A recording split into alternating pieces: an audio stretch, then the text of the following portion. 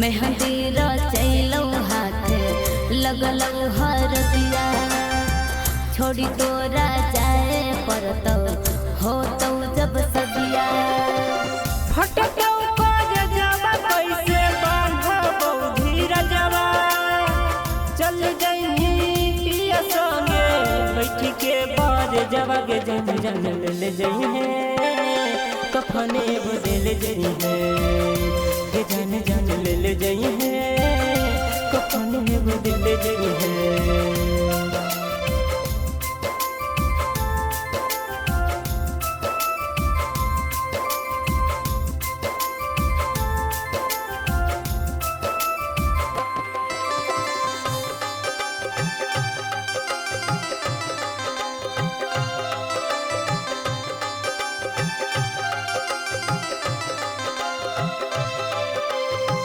भूल जाई है बचपन के कई सब कहानी तू ही बसल हखी दिल में बन के हमर रानी भूल जाई है बचपन के कोई सब कहानी तू ही बसल हखी दिल में बन के हमर रानी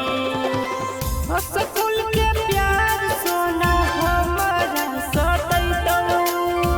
गिरतौ लवाय अखिया से मंगिया जब भरतौ के जान जान ले जई है कफने बदल जई है के जान जान ले जई है कफने बदल जई है।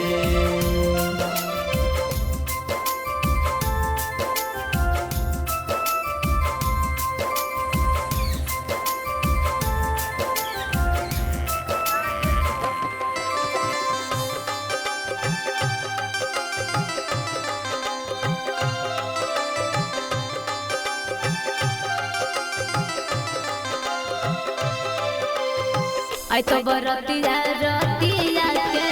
गीतिया गबैतो तोरे याद में अखिया हमर झर झर रोतो आई तो बरतिया रतिया के गीतिया गबैतो तोरे याद में अखिया हमर झर झर रोतो सुन तोरी उड़ी जइनी हमर आंगनवा खुश रही है जागते हूँ पिया के भवनवा के जन जन ले जई है कफने बदल जई है ये जन जन ले जई है कफने बदल जई है।